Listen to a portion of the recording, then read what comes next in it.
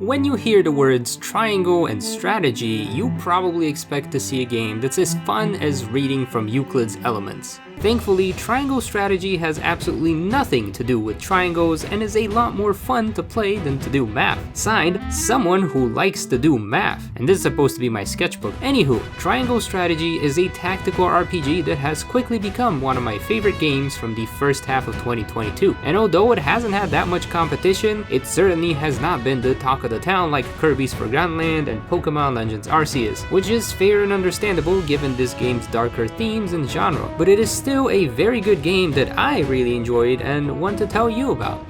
You get to experience the game through the eyes of Serenoa Wolford, the son of the head of one of the 3 major houses in one of the 3 major countries. Throughout the game, you are joined by 7 other trusted companions like your arranged marriage wife, her tutor, your best friend, his guard who secretly has a crush on him, your dad's strategic advisor, his daughter who happens to be a spy, and his best friend who happened to watch too much Shield Hero as a kid. Together, you go to banquets and battles, but you also learn an important life lesson about how the people closest to you can and will impact your life, which to be fair is a pretty direct analogy in this game. Every time there is a major decision to make, you take out the scales of conviction and let your 7 companions each take a vote on the potential path moving forward. You could try to reason with them, the success of which varies based on your convictions, which are determined by your in-game actions and responses to questions during exploration. I actually thought this mechanic was pretty fun, so I decided to try out the scales of conviction myself and message 7 friends about a potential video idea. Definitely unrelated, but I might be making a video about Roland, your best friend in the game, very soon. As someone who struggles with making decisions about anything in life, the scales of conviction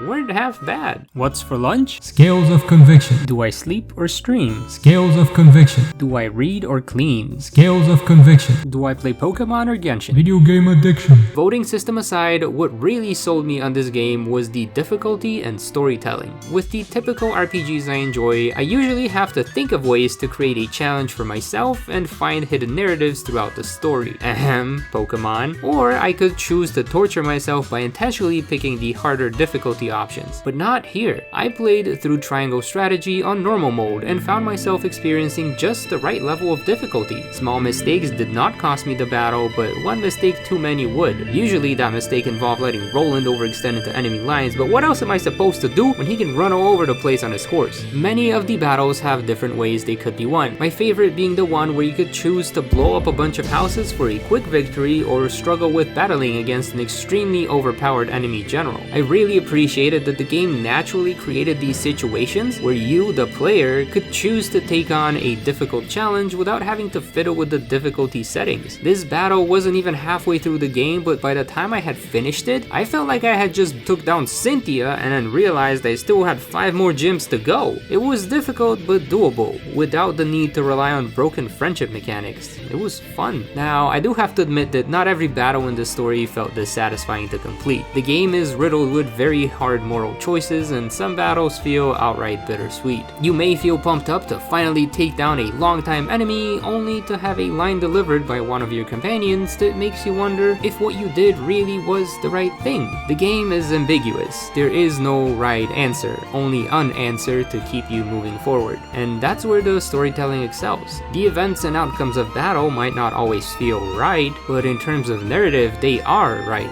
They make you feel the dread or hope or relief that the characters are feeling, and it's when a game's narrative consistently succeeds at bringing forth the right feelings at the right time that you know it's a very good game. Roland's struggles and self-doubt that come with losing everything he's had, Benedict's desire to set Serenoa up for success, Frederica's longing for the salvation of her people. Their convictions are clear and their emotions come through. Which path you follow? Well, that part is up to you. In Triangle Strategy, you can expect to see a bunch of narrated cutscenes, have the opportunity to explore an area to gain information, pull out the scales of conviction to choose a path, and then duke it out with the adversaries you face there. At any point in the game, you can choose to visit the encampment where you can upgrade your characters, buy items, and engage in mental mock battles. That's where the grinding happens, in your mind. There are a lot of battles you can choose to engage in, which not only give your characters experience, but also score you money and items to level level up their skills. The best part is that the grinding doesn't feel required. You can just do each battle once to snag its rewards and keep your underused characters leveled for when they do become useful. These battles feel like a nice mental break from these stories' heavy battles that await. Yes, they are for grinding, but they also function as a more relaxing way to just play and enjoy the game. It's a stress-free way to see which characters work together or what their strengths and weaknesses are. In fact, the game is so grind avoidant that it caps all characters at level 50, which you'll naturally reach by the end of your second run.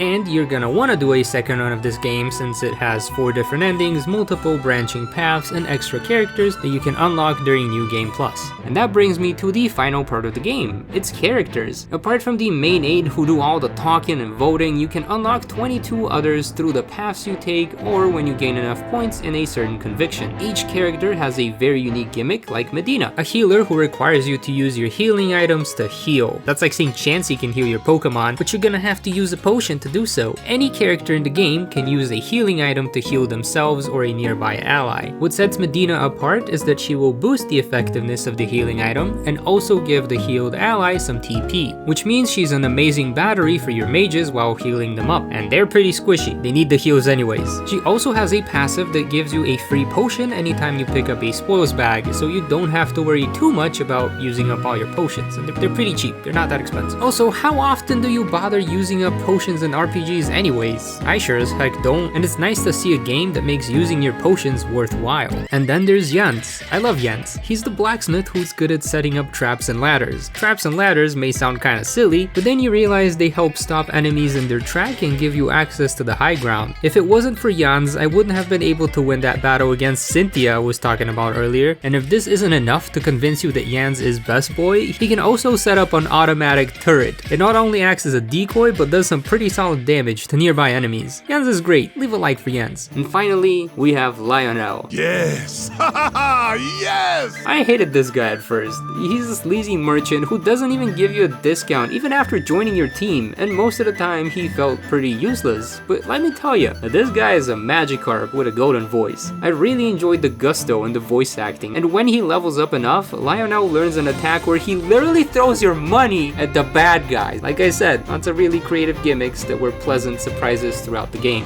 Overall, Triangle Strategy felt like a breath of fresh air in a world of faithfully reproduced remakes. Have you played this game? And if so, what do you think about it? Or if you haven't, why not? Please let me know in the comments below. Thanks for watching, thanks for supporting me on Patreon, and remember, Lionel's coin purse grows heavier!